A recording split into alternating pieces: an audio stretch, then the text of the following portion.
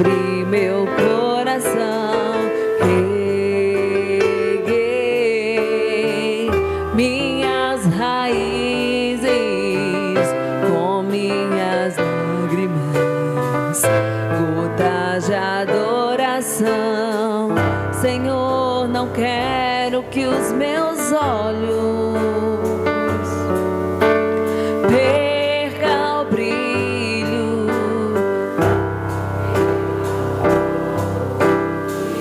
não quero que em mim se perca o desejo de te adorar. Vem,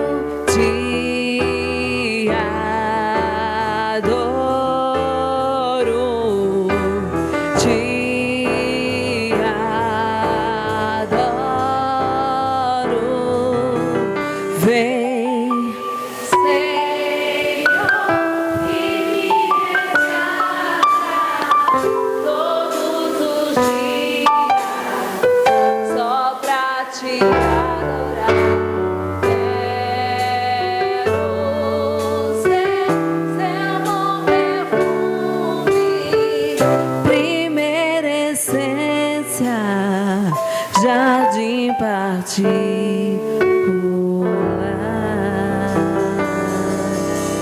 Amém. Glória a Deus. Santo e maravilhoso Deus, nós queremos te render graças, Senhor, por tudo, Senhor, que nós já ouvimos também da tua parte, Senhor, dos louvores, Senhor, e agora as crianças também que permaneceram conosco, Senhor, até o presente momento. Nós te pedimos também, Senhor, pelas professoras, Senhor, que agora irão, Senhor, para as suas salas, Pai, e as crianças também, Senhor, que lá elas possam, Senhor, continuar, Senhor, aprendendo da tua santa palavra, Senhor. Instrui as professoras, Senhor, que estarão à frente, Senhor, abençoa elas, Senhor, concede a elas graça, Pai. E te apresentamos também as crianças, Senhor, que elas possam estarem aprendendo, Senhor, crescendo na graça e no conhecimento do Senhor, Pai. Para que assim, Senhor, elas possam permanecer firmes em tua casa, Senhor. E assim estarem também, Senhor, sendo, Senhor, futuros professores, Senhor, futuros dirigentes, Senhor, diáconos, Senhor, pregadores e músicos, Pai. Abençoa elas, Senhor. Abençoa seus pais também, Senhor, para que eles possam cumprir a missão de ensinar, Senhor, a criança no caminho que deve andar, Pai. Dessa forma nós te oramos, Senhor. Te agradecemos por tudo. Em nome do teu Filho amado Jesus Cristo. Amém. Amém. Os irmãos podem sentar. Para dizer que tu és o Senhor.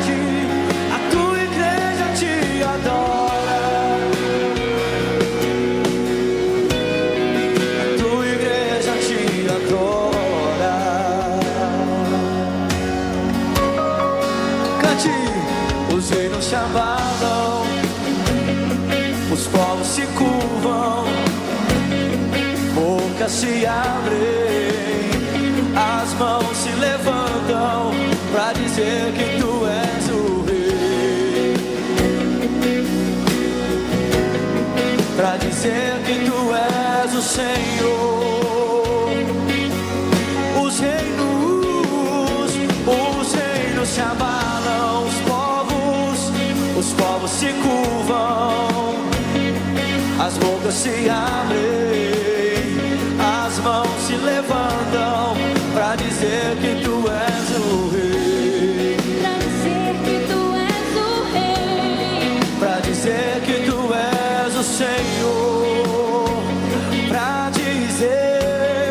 pra dizer que tu és o rei, pra dizer que tu és o rei, pra dizer que tu és o Senhor, pra dizer que tu és o rei. Nós fazemos sempre esse trabalho, né, nos sinais, né, entregando folhetos, né, segurando faixas, evangelizando e pregando o nome do Senhor Jesus Cristo. Oremos. Santo e eterno Deus, digno de toda a honra, de toda a glória e de todo louvor, obrigado, Senhor Deus, por tua graça e tua misericórdia que nos alcançou. Obrigado por tudo que fazes e tens feito e fazer em nossas vidas, Deus. Obrigado pelo privilégio de podermos estar em tua casa, ó Pai, no culto público, Deus, e render graças a ti, ó Pai, pois somos gratos a ti por tudo que tu tens feito em nossas vidas, Deus. Obrigado pelos dízimos e ofertas, Senhor, que foram concedidos nesta noite, ó Pai. Eu te peço que o Senhor abençoe esses valores e que o Senhor ministre e administre esses valores, ó Pai, que aqueles irmãos que estarão trabalhando com esses valores, ó Pai, tenham a sabedoria, ó Senhor, a sabedoria que tu implantaste em vossos corações, ó Senhor, que seja para o crescimento do teu reino, ó Pai, em nome de Jesus, Senhor. Abençoa os irmãos que conseguiram chegar aqui à frente e depositar esses valores, ó Pai. Abençoa também aqueles que não puderam, ó Senhor. Eu te peço, Senhor, dar condições a eles, Senhor, que eles venham, ó Pai, ter vários frutos, ó Senhor, que frutifiquem a cada dia, a cada respirar, Senhor, e venham render graças a Ti, ó Deus. Em nome de Jesus, é por isso que te agradeço para todos sempre. Amém.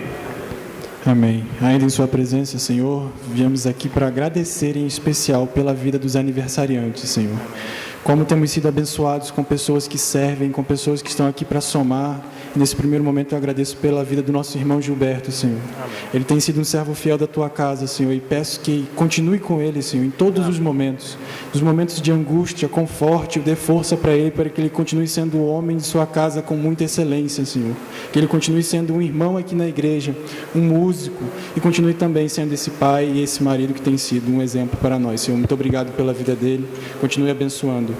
Assim, Senhor, como eu peço também pela vida da pequena Luna, continue abençoando e dando todo tipo de instrução através de seus pais, que são bênção nessa igreja também, Senhor. Continua com ela, com cada passo, que ela continue sendo criada de acordo com a Tua vontade, Senhor.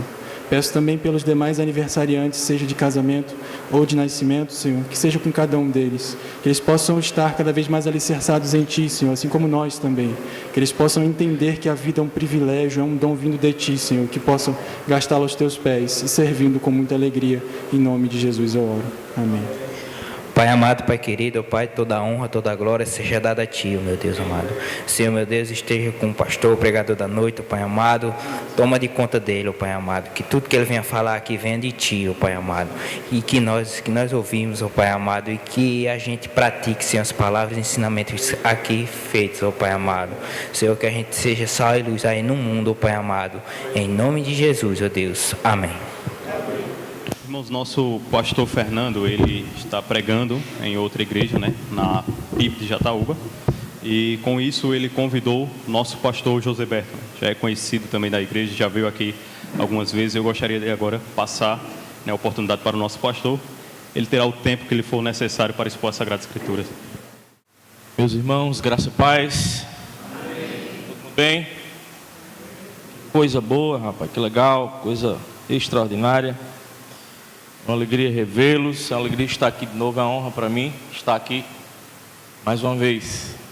Passou um tempo aí, estamos de volta, graças a Deus. Bom revê-los, é uma alegria estar aqui. Queridos, eu estava falando com Augusto e os pastores colegas jamais fazem isso que eu faço, viu? Uma dobradinha no domingo. Mas, como servo de Deus, que todos somos, né? Para servir a gente serve, é dentro da cidade, não nos custa tanto. O pastor Fernando também já nos ajudou em outro momento e não custa nada estar com os irmãos. Para mim é sempre uma alegria estar aqui na Batista. Eu me sinto muito acolhido quando venho para cá, me sinto muito feliz, também muito honrado de estar com vocês. Amém? Muito bem, vamos abrir a palavra do Senhor, o texto sagrado. Segunda carta de Paulo aos Coríntios, capítulo de número 4. Carta do apóstolo Paulo aos Coríntios, capítulo número 4. ler apenas 6 versos do capítulo 4 da segunda carta de Paulo aos Coríntios.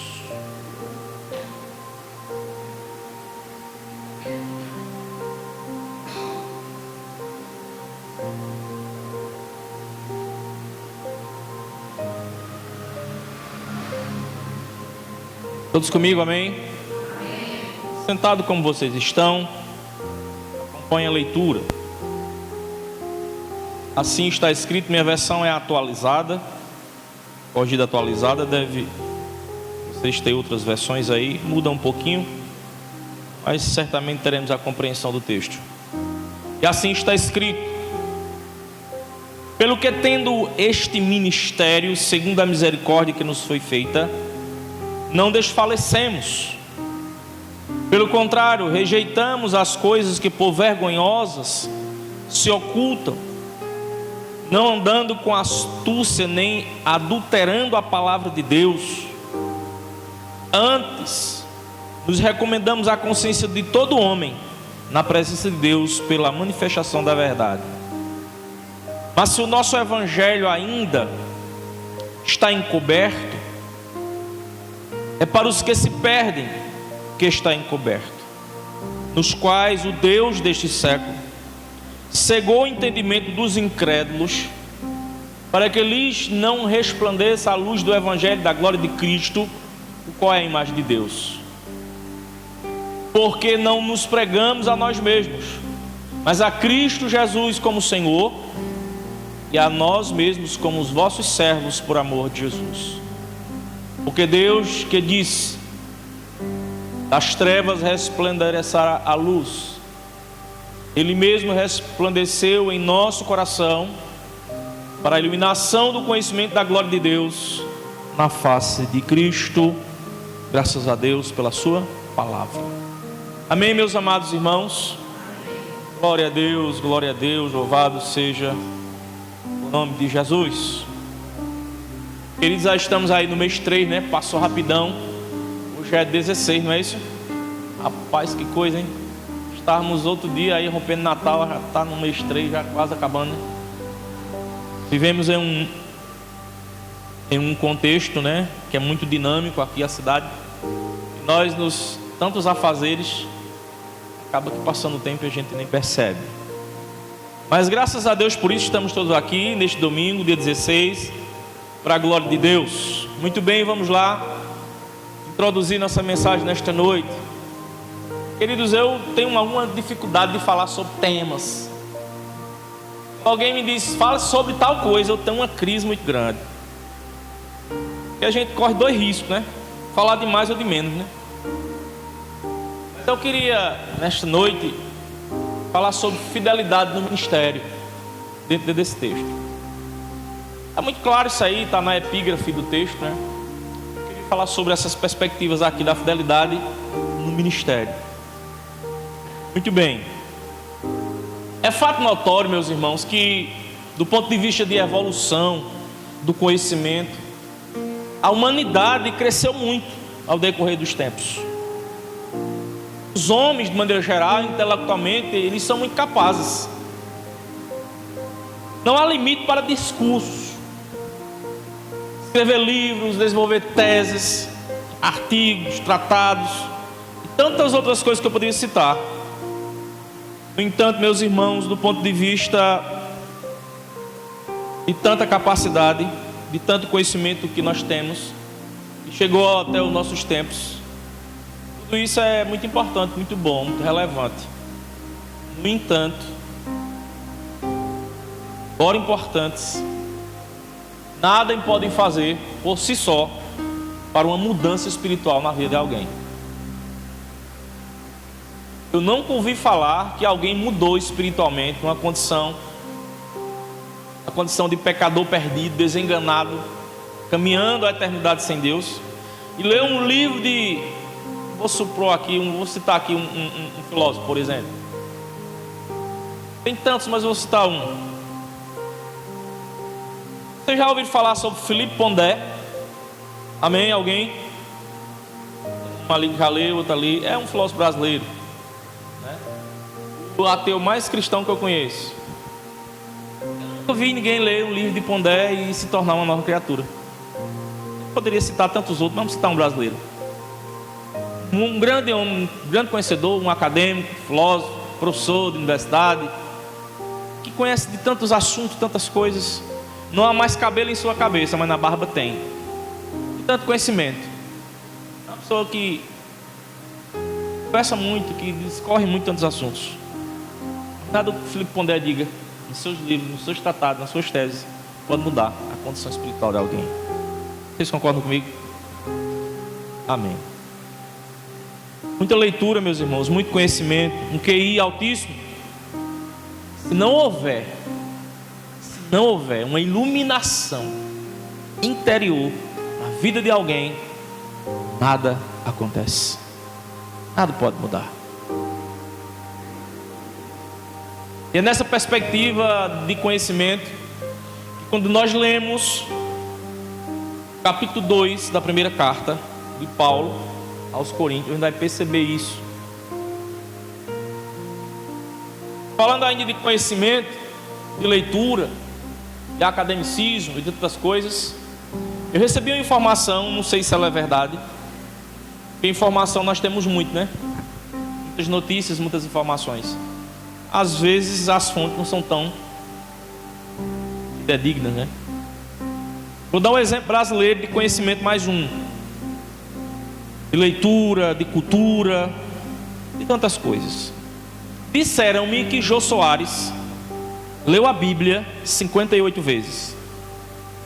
No entanto, nunca ouvi dizer que Jô Soares tenha se convertido ao cristianismo. Todos sabem da cultura que aquele homem tinha, do conhecimento que aquele homem tinha,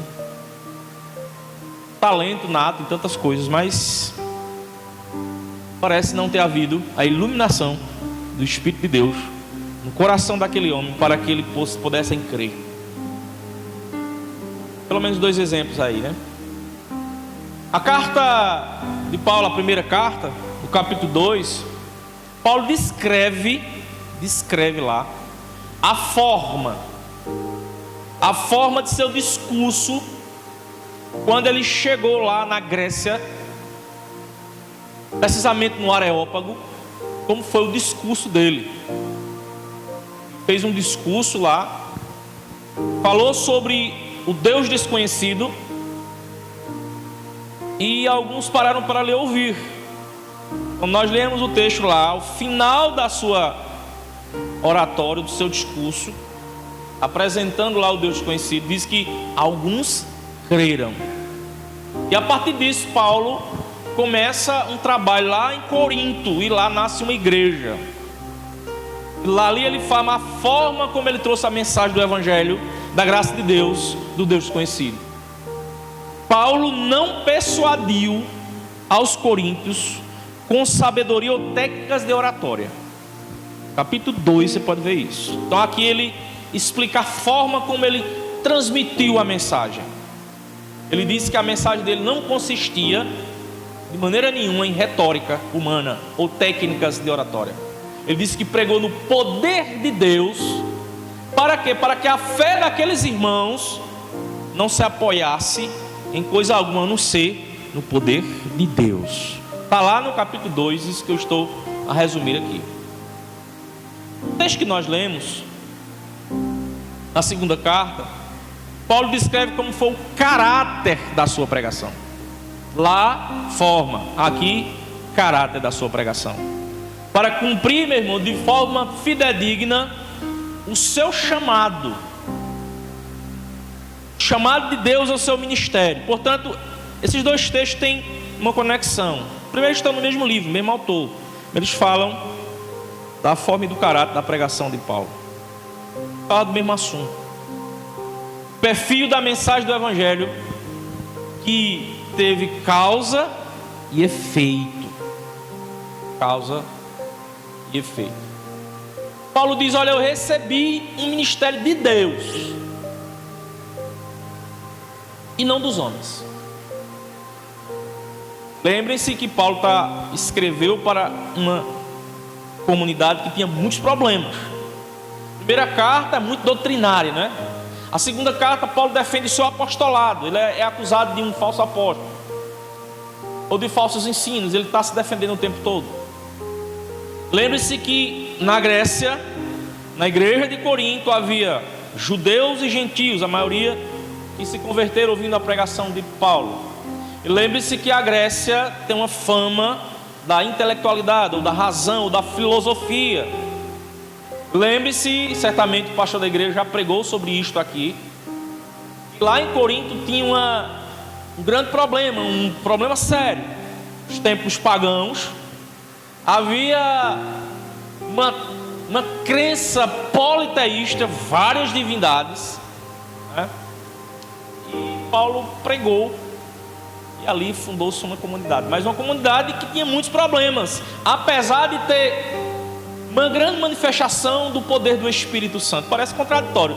Como a igreja era cheia do poder do Espírito Santo, mas tinha tanto problema. É uma coisa a se refletir, né? Pois é, lá havia isso. É tanto que Paulo escreve capítulo 12 a 14 falando sobre regulação, ou a normatização, ou a ética de como seriam os dons na igreja, ou como deveria operar os dons, ou como a igreja devia lidar com aquilo, porque parece que estava lá uma bagunça. Então, aqui ele está defendendo o caráter do seu ministério, da sua pregação. E o texto que nós lemos, ele é maravilhoso, porque tem uma frase aqui muito forte no meio, que não só serviu para aquele povo, para aquela geração de crentes, mas também se aplica muito à igreja dos dias atuais. Porque nós vivemos também não a Corinto, vivemos dias difíceis. Na verdade, vivemos dias difíceis.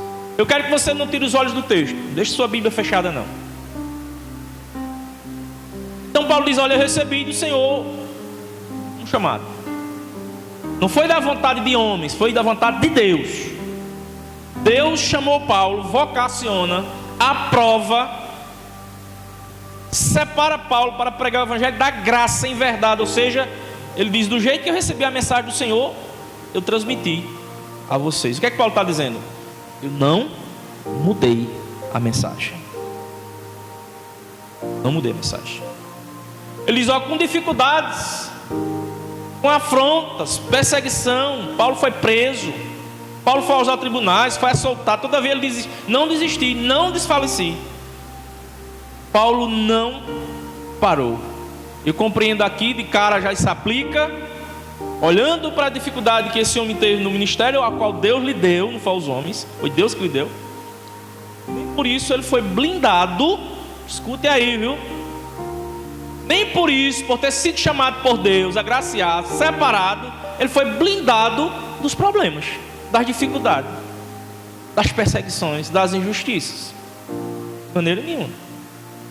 Paulo teve uma grande perseverança no seu ministério. Ele não desistiu, não desfaleceu. Motivo, ele, humanamente falando, tinha muitos. Muitos motivos para chegar assim e dizer: chegou o meu tempo, já deu. Já ouviram isso de alguém?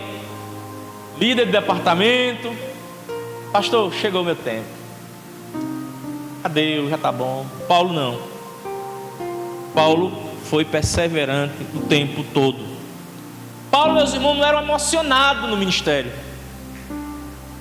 não era um coadjuvante. Ele não apenas estava envolvido, escute isso, ele não está apenas envolvido no ministério, mas está comprometido. E essas duas palavras fazem uma grande diferença, uma grande separação. Como assim, pastor? Você pode até se envolver, meus irmãos. Estou envolvido. Participo, estou envolvido. Mas envolvimento e comprometimento são duas coisas diferentes. Eu já disse isso aqui, se eu disse, vocês vão rir agora. Já disse isso em outros lugares. Eu acho que eu já falei isso aqui. Estou lembrado não, vou relembrar vocês agora. Para trazer uma imagem prática dessas duas palavras, de envolvimento e comprometimento da igreja do Senhor, com o ministério a qual Deus deu à igreja. Feche os seus olhos aí, pode fechar, não é piada não, é para ilustrar. Pense no café da manhã. Café da manhã tem bacon e tem ovos. Abra os olhos agora. Quem está envolvido, quem está comprometido no café da manhã aí? Povos estão envolvidos. Está lá. Mas quem foi comprometido para que seu café da manhã tivesse bacon? O bacon foi comprometido. Por quê? Porque o ovo, não houve sacrifício, houve um esforço, né? Mas o bacon houve um sacrifício, morreu um pouquinho para o seu café da manhã. Então houve sacrifício. Isso é comprometimento. Os ovos da galinha houve um esforço. O bacon houve um comprometimento, houve um sacrifício. Entendeu aí qual é a diferença? De forma prática. Comprometimento e envolvimento. Esqueça disso não. Isso é muito importante. Às vezes queremos ser tudo na igreja. É o faz tudo, é o Severino. Lembra do Severino? Aquele programa de humor. Era o porteiro e o povo queria que ele fizesse tudo. Às vezes a gente se comporta como Severino na igreja. A gente quer fazer tudo. Mas a pergunta é: Deus te chamou tu pra quê, criatura? Foi para fazer tudo? Não. Você está envolvido em tudo, mas você está comprometido com o quê? Só para a gente pensar. Voltando para cá, Paulo não usou de falácias teológicas. Não manipulou, não fez truques com habilidades maliciosas ou vergonhosas. Ele não torceu a mensagem, como faziam os falsos mestres que se infiltravam naquelas comunidades daquele templo para distorcer, desconstruir aquilo que os missionários cristãos pregavam. Houve na Galácia, Corinto, houve em outras igrejas também. E Paulo não precisou de usar esses artifícios para pregar o evangelho. Pelo contrário, Paulo agiu com fidelidade e verdade. Ou seja, eu preguei a vocês o que eu recebi. Não precisei mentir, não precisei alterar de maneira nenhuma. Hoje em dia, meus irmãos, vivemos dias difíceis, reiterando o que eu disse há pouco. Tantas promessas e tantas propostas de evangelhos, tanto modelo de comunidade, tanto ministérios, tanta profecia, tantos profetas, tantos homens. Vivemos um tempo de oásis, meu irmão, de mensagem de vozes, de várias vozes, várias propostas, tendências, igreja para vários gostos. E aí nós temos um remédio, né, para essas coisas. Jesus disse, diante de tantas frases que ele falou: as minhas ovelhas ouvem a minha voz e me seguem. É um grande desafio para a igreja isso, irmãos. Para os cristãos de hoje, para sanar ou para fugir dessa proposta terrível que é falsos ministérios, que é falácias, que é mensagens sedutoras, mas o conteúdo de evangelho nada tem. Isso é terrível. O evangelho que Paulo pregava, meus irmãos, transformava pessoas pela fé, mas também condenava alguns pela incredulidade. Muitos irmãos que ouviram a mensagem, e escute isso, viu? E não estavam vendados, cegos na escuridão espiritual, ocupados e entretidos, embriagados com as artimanhas de Satanás, com as coisas mundanas. Os que não estavam assim foram alcançados. Os outros ficaram na escuridão, não conseguiram ver a luz do evangelho, que é Cristo, a revelação de Deus aos homens. Paulo não deixou de pregar, ele pregou, ele cumpriu o seu ministério. Tem gente que começa até bem. Vocês lembram dos primeiros dias da fé de vocês? A gente está apaixonado, né? O problema é esse. Esse negócio de apaixonado no meio dos crentes não dá certo. Paixão é uma coisa carnal, que dá e passa. Isso é um problema sério. Tem que se apaixonar, tem que amar. Isso é diferente, né? Nem sempre paixão tem amor no final, nem sempre. E quando a gente se converte a Cristo, irmãos, quando a gente é alcançado, a gente quer contar para o mundo que Jesus é bom. A gente quer convencer a família todinha que o bom é ser crente. E a gente acha que a igreja não tem defeito.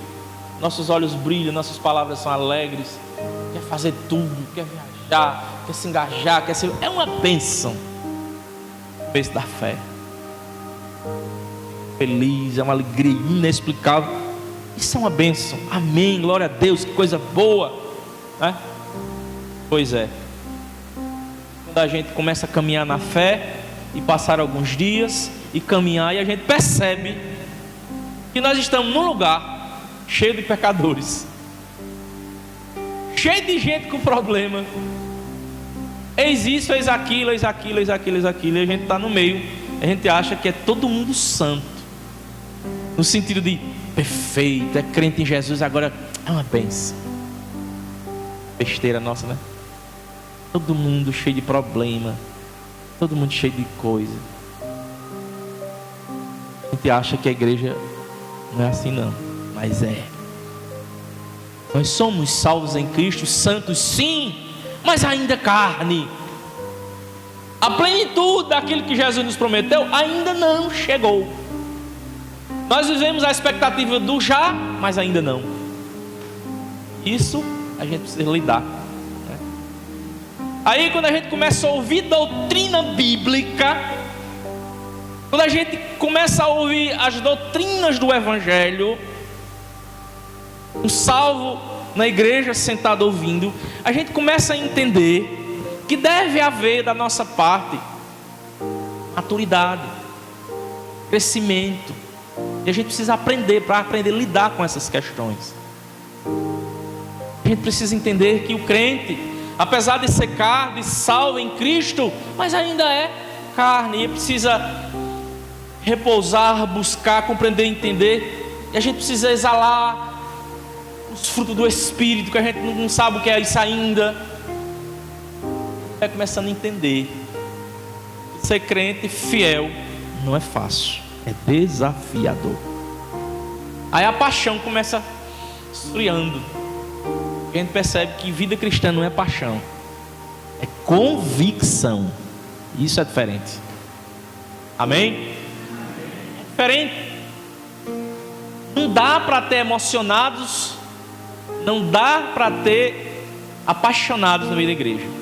Por mais que nós tenhamos que sentir isso, que ninguém pode de maneira nenhuma achar que é um robô, né? Claro que a gente vai exalar esses sentimentos, é normal, mas ele não pode determinar o termômetro da minha fé, senão a gente está perdido. Não, varão? A gente está perdido. Se essas coisas determinar o caráter da minha fé, o termômetro da minha fé, eu estou perdido. Imagine, será que a gente está triste? Será que a gente está feliz? Será que dá vontade de dar uma tapa no irmão? Vocês nunca sentiram isso? Rapaz, fala sério. Fica à vontade de dizer, rapaz, se eu não fosse crente. É isso, é você, filho. Você é humano, já disseram isso a você. Não adianta disfarçar não, é porque a gente tem Eu escutei um negócio ontem que eu achei bacana, achei legal. Eu já tinha pensado, mas não daquela forma. Escuta bem. Nós temos algumas máscaras. Sabe quais são as nossas máscaras? A nossa personalidade. Vocês conhecem Josabé, está aqui, né? Lá em casa conviver comigo para dizer. Porque tem determinadas coisas que você, meu irmão, você é fino, fala baixo, altera a voz. Mas tem pessoas que você é o quê? É ou não é? É assim. As nossas máscaras é a nossa personalidade. Com certas pessoas você age de um jeito, com outras pessoas de outro jeito. Com pessoa que não é crente, você trata uma coisa. Pai, Senhor, irmão. Aí passa uma pessoa que é crente. Vamos dizer, você está com uma pessoa que não é crente. Aí passa aquela irmãzinha do caderno ali. Paz, irmão. E o outro, tu disseste o que é ele? Deu a paz só o cara. Aí o cara lá que estava lá. Eu abri um muro desse tamanho. Parece que o cara era transparente, tu só falou com ele. sou a tua personalidade. Você separou o cara. O irmão é ele, o outro não é não. Você podia ser uma menina assim: bom dia, boa tarde, tudo bom? E você, tá bem? A família tá bem? Ó, você construiu agora o quê? Uma ponte. Eita, que diferença. É assim que a gente é, irmãos. Não adianta dizer que não, que é. A nossa personalidade muitas vezes é máscara. Quem é atendente de balcão aqui? Levanta a mão aí. Aqui, mais alguém aqui? Tem dia que você tá doido para pegar e dar umas tapas naquela cliente que perturba tudo, não é? É. Dá com isso. Senão você vai perder a sua cliente. Assim que a gente é, irmãos. Não adianta dizer que não é, não, que é. Tem dia que a gente tá assim, doido para explodir um. Isso é a nossa humanidade, queridos. Por mais que nós sejamos aquele que foi alcançado pela graça, iluminado o coração, para enxergar as verdades de Cristo, do ministério de Deus, através da palavra de Cristo, do Evangelho de Cristo, somos assim. É preciso entender isso, senão a gente acha: rapaz, será que eu sou crente mesmo? Porque as nossas ações às vezes são assim. A gente tem uns picos durante o dia. E é preciso pensar sobre essas coisas. Amém. A mensagem do Evangelho, irmãos, eu estou discorrendo aqui de ponta a ponta. Se você olhar, você vai entender o que eu estou dizendo. A mensagem do Evangelho não deve ser confundida com um mensageiro. Paulo foi um instrumento de Deus, irmão, para transmitir as boas novas àquela geração. Aquela cidade não era, meus irmãos, a luz. De maneira nenhuma. Não tinha luz naquela cidade. A cidade de Corinto era terrível. Era uma cidade portuária. Era uma cidade que tinha prostituição, templos pagãos. Terrível. Então o Evangelho chega ali. Paulo disse que chegou lá com muita dificuldade. E o Senhor disse: não temas. Tem gente para salvar aqui nessa cidade. Então não foi fácil não para Paulo não. Ele disse que pregou o Evangelho lá com temor e tremor. Veja, não foi fácil não. Ele pregou o Evangelho, levou a luz de Cristo para aquele lugar. Paulo, meus irmãos, ele não era a luz que podia transformar o coração daquelas pessoas, não. Paulo era um mensageiro. Eu queria que você lesse essa frase comigo aí, porque eu achei muito importante isso aqui. Uma frase de destaque no meio do texto. Veja o verso 5. Paulo diz: olha, porque não nos pregamos a nós mesmos, mas a Cristo Jesus como Senhor, e a nós mesmos como os vossos servos, por amor de Jesus. Sabe o que Paulo está dizendo aqui? Olha, o Evangelho não se trata de mim. O Evangelho eu sou apenas servo. Quantas vezes nós temos visto, irmãos, quantas vezes a gente tem visto pessoas se auto-intitulando, querendo se promover em cima do Evangelho? Paulo está dizendo: olha, eu sou apenas um servo. O Senhor é Ele. E isso deve chamar a atenção da igreja, irmãos, porque o Evangelho, a proclamação, o serviço, o ministério do Evangelho, não se trata de nós. Não se trata de nós. Nós somos instrumentos, servos, canais que Deus se utiliza para levar a mensagem aos que estão na escuridão. Paulo disse: olha, eu não fui aí me promover não. Eu não fui aí tentar aparecer. Eu não fui aí levar uma mensagem. Eu não fui aí simplesmente para ser uma estrela na igreja. Olha, de maneira nenhuma. Eu fui aí levar uma mensagem. Vocês que me acusam de promover-me, não me promovi de maneira nenhuma. Fui aí levar a mensagem do Evangelho. Isso, irmãos, a gente deve ter muito cuidado com isso, porque quem deve brilhar é Cristo. Quem deve brilhar é o Senhor. Eu lembro agora, relembro o texto, aquele texto que está lá em Mateus capítulo 5, o Sermão do Monte, quando Jesus expressa duas palavras fortes e aplica à igreja, aos discípulos: vós sois sal da terra, depois ele diz: vós sois luz do mundo. Nós devemos entender aqui que são luzeiros pequenos, não aquela luz que encandece, que irradia todos. Não, a gente não é essa luz. Não, quem pensar assim está equivocado. Nós não fomos chamados para ser estrelas na igreja.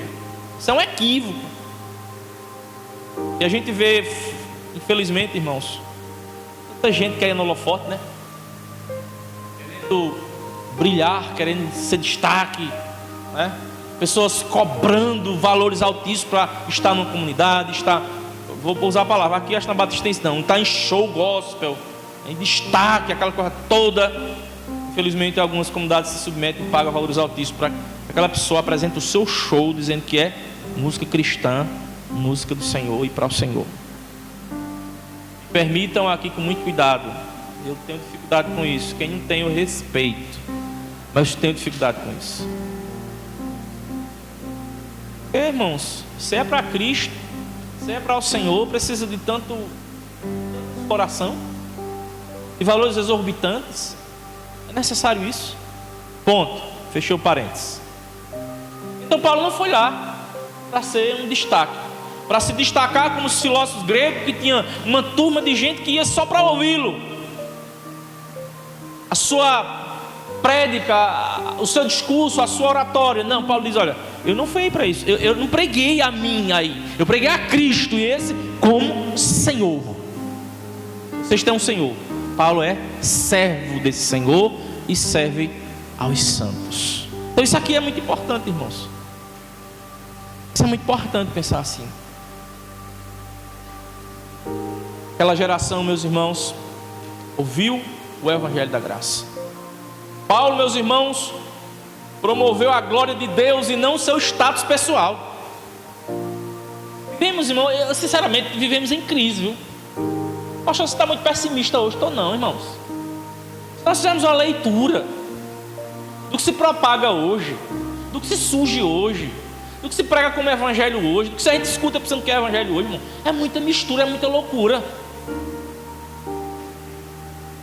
É muitas vozes que é muito discrepante em relação às escrituras, meus irmãos. Está muito banalizado as coisas. No Brasil, me permitam dizer isso aqui, há uma estatística, tem muitos cristãos, é fato, os IBGE da vida aí, as pesquisas, mas eu fico pensando, se der uma peneirada, minha irmã, fica muito. Recentemente vocês viram aí aquele monte de cristãos que mataram, não sei quantos cristãos martirizados naqueles países bem radicais. Olha para aquilo, mas rapaz, negócio sério, né? Só porque aquele pessoal é cristão estão sendo decapitados, mortos. Brasil, se viesse uma perseguição dessa, será que ia ter muita gente para morrer? Ou muita gente? Pode prestar atenção. O que a gente tem hoje de mídia, vocês são midiáticos como todos somos hoje. A gente tem um celular na mão, a gente tem notícias o tempo todo chegando. Percebe o Brasil que nós estamos, o quanto de proposta tem dizendo que é evangelho, irmãos. O evangelho do modismo, do liberalismo teológico, as igrejas azul, marrom, preta e tudo que é cor, as igrejas da roupa pequena, da roupa curta, da roupa escandalosa. Os nomes são esdrúxulos. As pregações, eu sempre digo que a minha comunidade, ela não é atrativa. Às vezes as pessoas, mas José Beto, tua comunidade é tão pequenininha. Glória a Deus, meu irmão, deixa ela lá, deixe ela. Tá de gente não é fácil não, gente. Vai estar lá a minha igreja cheia de meio mundo de gente, todo mundo querendo uma coisa. Não, deixa quieto. Mãe de irmão lá, bem pouquinho, tá tudo certo. E a minha comunidade não é atrativa, irmãos. Há 4, 5 crentes na meio da semana, uns 20 no final de semana, tá tudo certo. Uma vez o irmão da terceira igreja me pediu a igreja emprestada para fazer um culto. E eu, na minha ingenuidade, tá bom, meu irmão, pode usar o espaço lá. Isso era num sábado, rapaz. Vamos lá, seminarista meio emocionado. Problema sério lá. Tudo bem. Feito lá uma pequena reforma. A gente ganhou um púlpito presente bem bonito. As cadeiras bacanas lá atrás, tudo novinha. Estava naquele período da pandemia ainda, o pessoal usando máscara, aquilo era um negócio sério, né? Queridos, eu cheguei lá. O irmão trouxe uma banda de rock. Rock gospel, né, irmão? Apagou as luzes, tirou o púlpito das cadeiras e ligou as luzes. Eu cheguei lá, tava aquela muvuca, pulando, aquela alegria, aquelas luzes piscando. Eu disse: eita Jesus, e agora? Eu trouxe uma turma de outras comunidades. Agora eu fiquei constrangido nesse dia. Olha bem, aí ia passando um casal e se aproximou. Eu estava assim, estava na porta, né? Máscara, disfarçado. Mas tinha muita gente de máscara. Irmão, diga, vai ter culto hoje? Não, daqui a pouco vai ter a palavra, moço.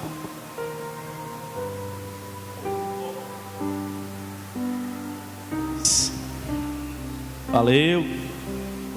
Problemão, porque a gente chamou o irmão no gabinete e teve que conversar com ele. O irmão ficou bravo, ficou chateado. Não sei que. Tá certo, irmão.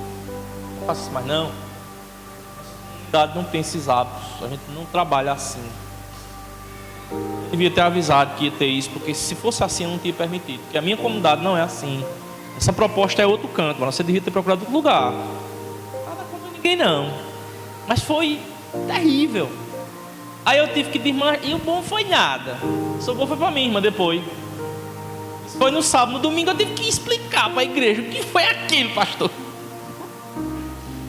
Então a gente passa essas coisas. Então veja, aconteceu isso na minha comunidade. Eu tive que encarar aquilo e tentar assim acalmar os irmãos. Não, irmão, não vai mudar nada aqui não. Quando eu enviei, daquilo foi um percurso meio complicado. Ou seja, voltando para cá, irmãos, a gente está vivendo, irmãos, dias difíceis. Do modismo, não tem nada não, o que é que tem? Olha, se vocês quiserem que eu pregue aqui outras vezes, vocês têm que entender, aquele menino lá, aquele rapazinho de cabelo branco, ele é conservador. Ele é um coentro ainda quadrado. Ele não se encaixa nessas coisas modernas não.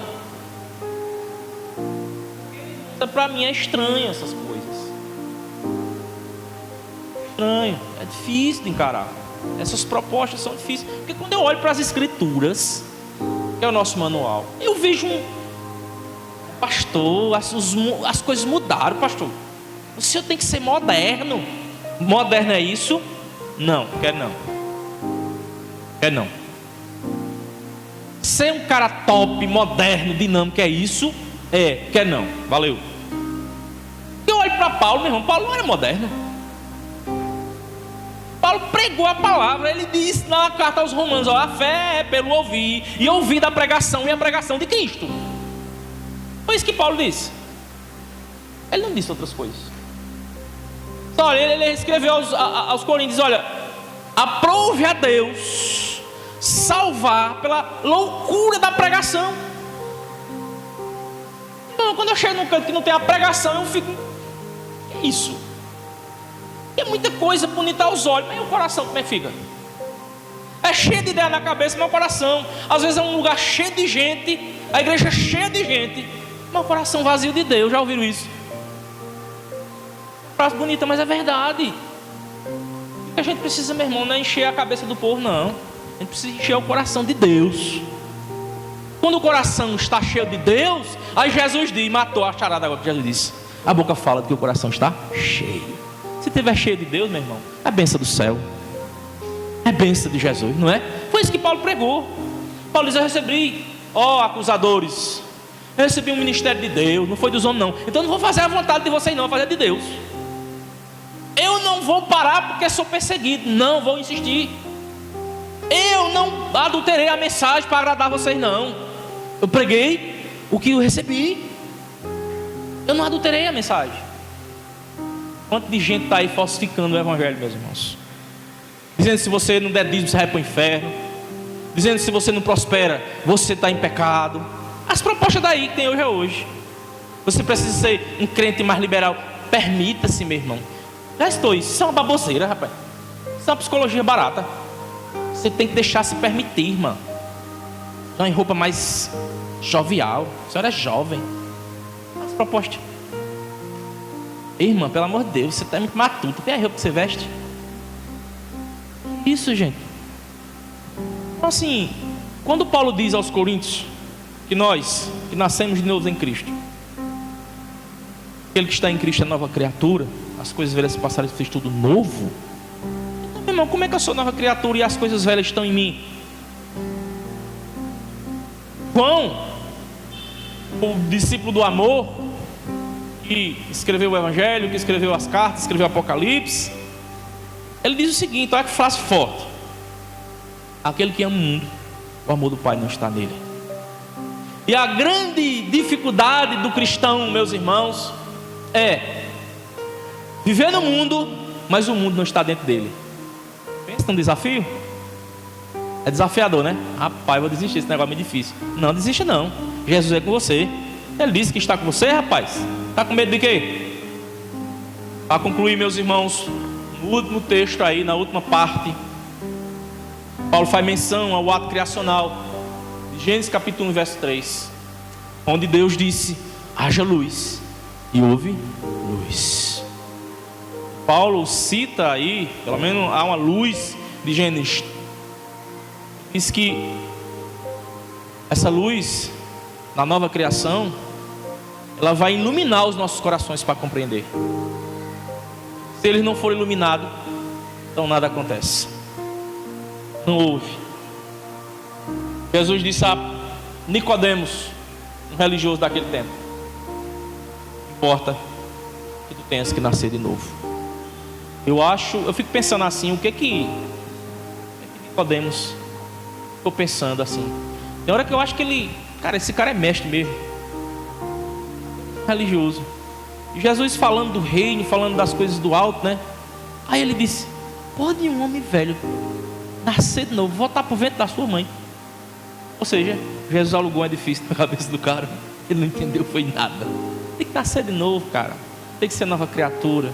E novas criaturas, meus irmãos, novo ser, regenerado, mudado, transformado, foi alcançado pelo Evangelho de Cristo, pregado pelo ministério da igreja, que nasceu de novo em Cristo. Deixa enganar.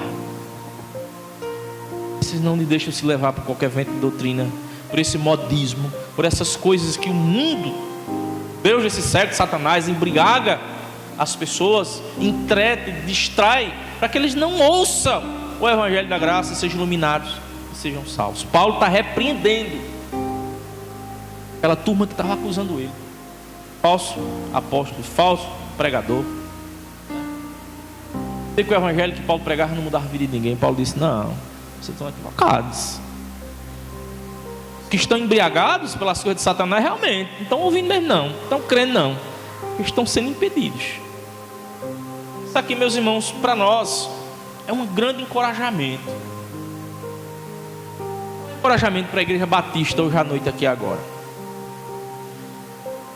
Envolvimento ou comprometimento? Você que foi chamado, você que foi convidado para participar do serviço na casa do Senhor, não confunda cargo de igreja com chamada de Deus, viu? São duas coisas diferentes. Porque cargo, meu irmão, é coisa de homem. Ministério, chamada, é coisa com Deus. Quando você tem uma chamada de Deus, não tem esse papinho de chegar, chegou o meu tempo. Não. Você faz e faz com alegria, faz com amor. Não importa. O cara às vezes é apaixonado por um carro, quer aparecer ou tem desejo de servir a igreja. Mas será que realmente Deus chamou? Vocacionou? Lá dentro houve um chamado? Algo que você... O pastor Hernandes Dias Lopes, que é muito conhecido, certa vez perguntaram a ele: mas pastor, essa ideia do chamado é como? Chamada interna, como é isso? Eu achei interessante a colocação dele. Ele diz o seguinte: olha, é quando todas as portas estão abertas, todas as facilidades do mundo, você rejeita elas e que é a mais difícil, a impossível, a improvável, essa chamada. Parece paradoxal isso, né? Isso é coisa de doido. Eu fui ser sabatinado para ser pastor. Me perguntaram umas coisas complicadas, mas eu posso compartilhar umas com vocês, pelo menos algumas. Ele disse: meu irmão, para você, o que é uma igreja bem sucedida? Olha que desafio. Olha, uma igreja bem sucedida. Para você, o que é uma igreja bem sucedida?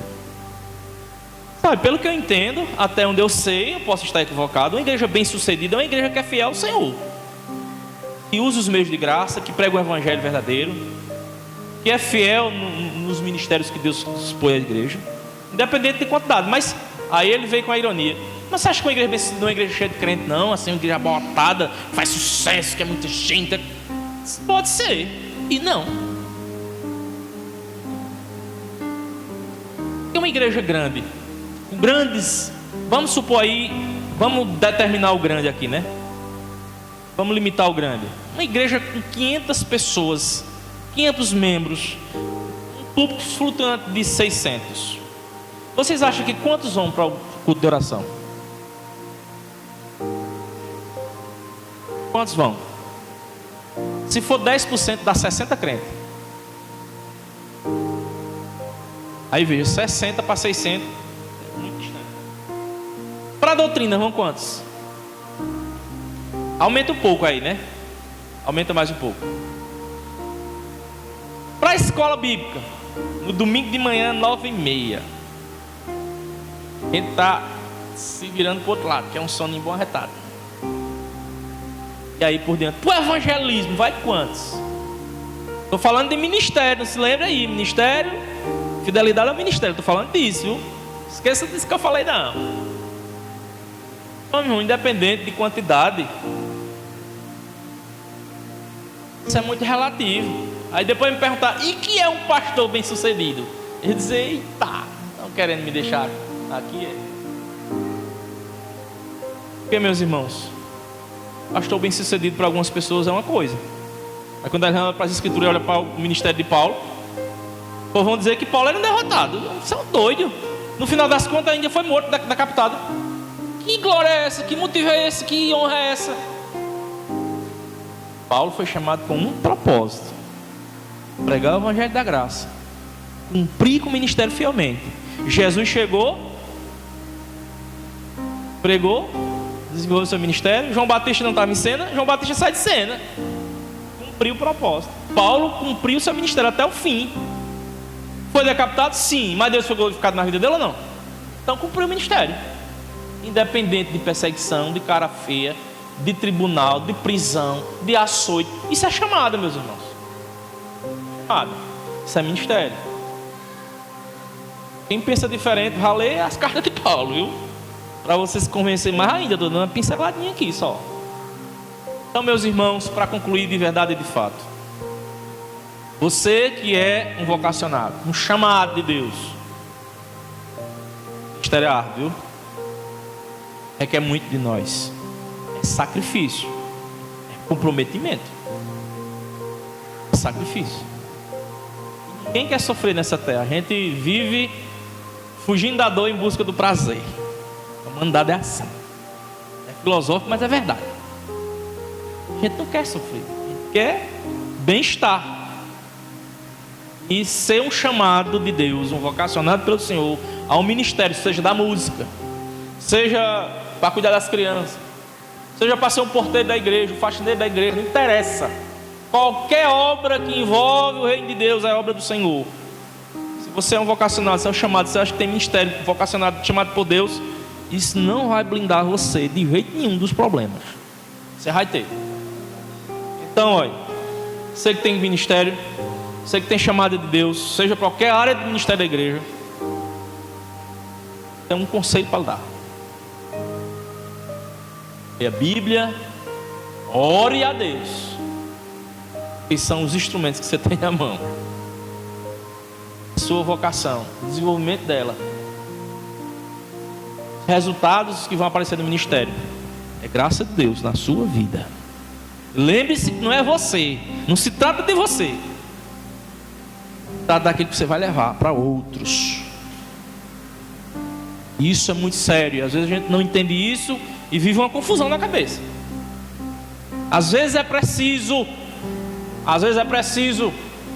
cortar o umbilical, viu? Cortar o umbilical. Às vezes é preciso ir para longe. Às vezes é preciso ir para a rua de casa. Às vezes é dentro de casa, no seio da igreja. Então não tem dimensão não. E Paulo, meus irmãos, era diferente o ministério de Paulo. Sim, é fato. Ele era um apóstolo. Sobre ele requeria responsabilidades muito grandes. O ministério que o Senhor deu na vida dele, a proporcionalidade é bem menor. A gente tem consciência disso. Estou dizendo que o mesmo ministério de Paulo é nosso. Não, estou falando disso não. Estou falando que ele recebeu o ministério do Senhor. E a igreja recebeu vários. Deus sai ministrando os dons no meio da sua igreja e capacitando as pessoas para desenvolver. Mas tem esses pormenores que às vezes a gente não entende, a gente não compreende e acaba fazendo bobagem. Então, olhando para esse texto aqui, espero que você mastigue ele mais. Dá uma mastigadinha. Mastiga mais um pouquinho. Pra você perceber, quem sabe aí, Deus lhe convencer muito mais ainda daquilo que Ele tem na sua vida. Amém? Terminei, nem doeu, tá vendo? Vamos ficar de pé para nós orarmos, agradecer ao Senhor.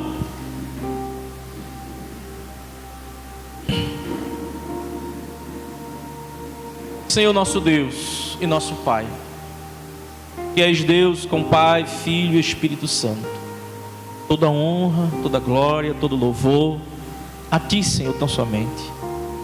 E rendemos graça pela Sua palavra, Senhor.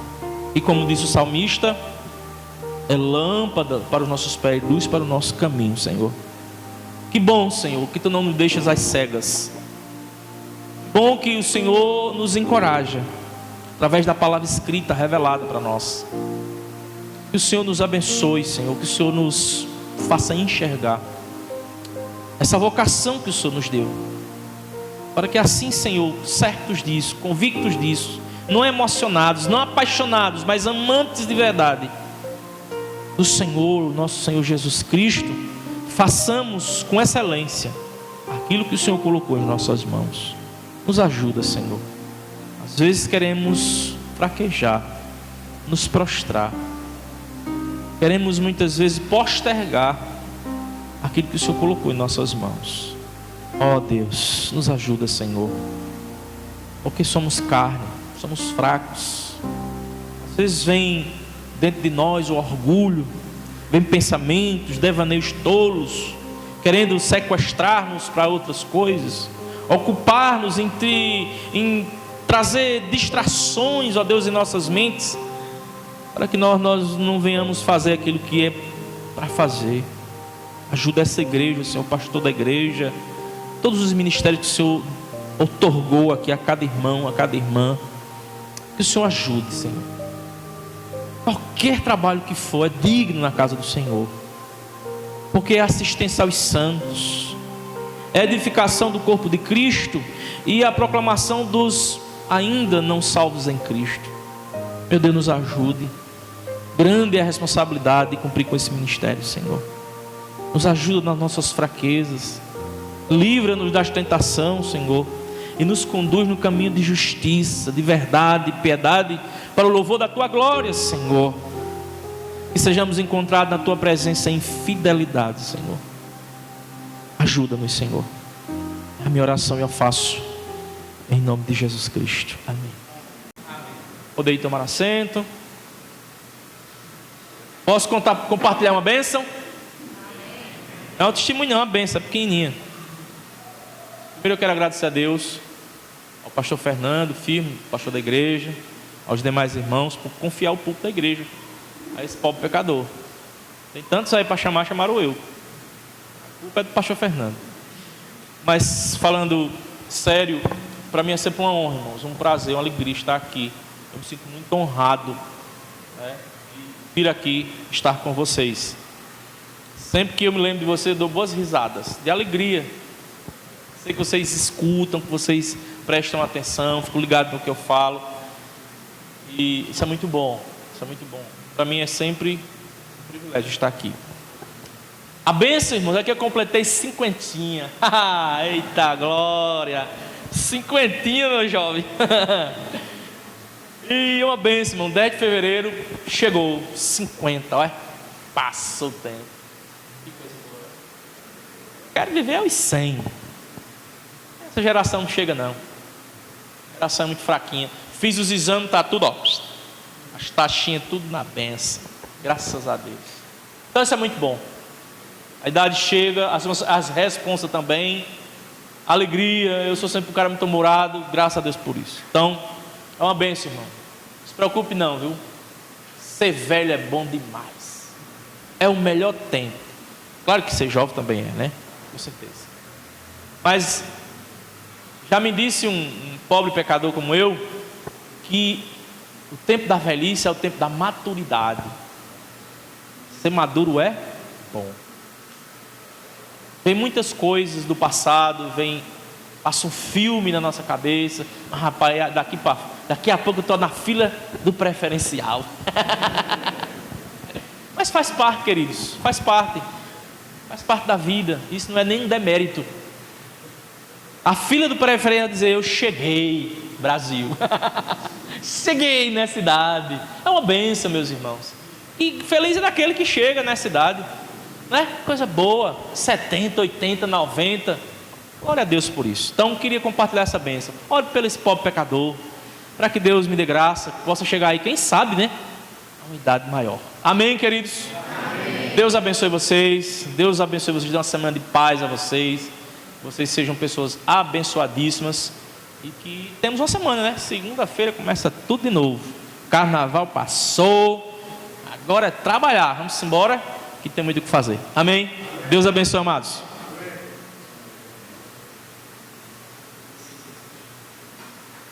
Irmãos, dá os avisos da semana, que terça-feira, né, nós teremos culto de oração e doutrina no segundo templo às 19h30.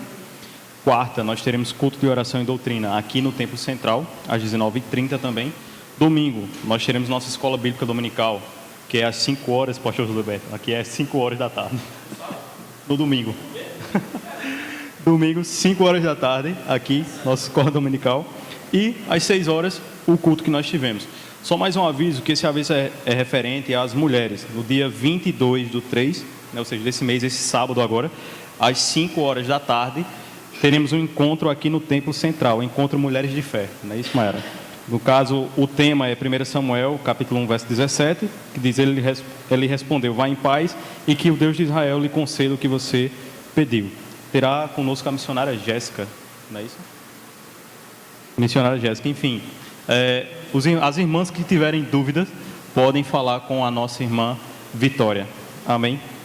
Lembrando também que nós teremos cantina agora ao final do culto. Sei que os irmãos gostam, né, de saírem para comer e tal, mas passem na cantina também da igreja. Com isso também estará abençoando o reino de Deus.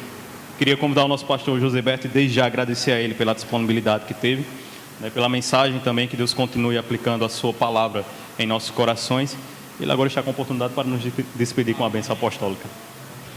Fiquemos de pé, meus irmãos. Queridos irmãos, nos perdoe, preciso sair, que eu tenho mais uma mensagem para pregar, viu? Eu queria pegar na mão de todo mundo, se possível dar um cheiro no cangote, mas não vou poder não. Eu vou ter que sair um pouquinho apressado, porque eu estou com os irmãos lá esperando também, para ouvir a mensagem da palavra, tá bom? Então vou me despedir de vocês, com muita alegria, e recebo a bênção. Que a graça do Senhor Jesus Cristo, o amor de Deus, o nosso Pai, as doces e necessárias consolações do Espírito Santo, seja com todo o povo de Deus, hoje e para sempre. Amém. Paz do Senhor para todos, boa semana.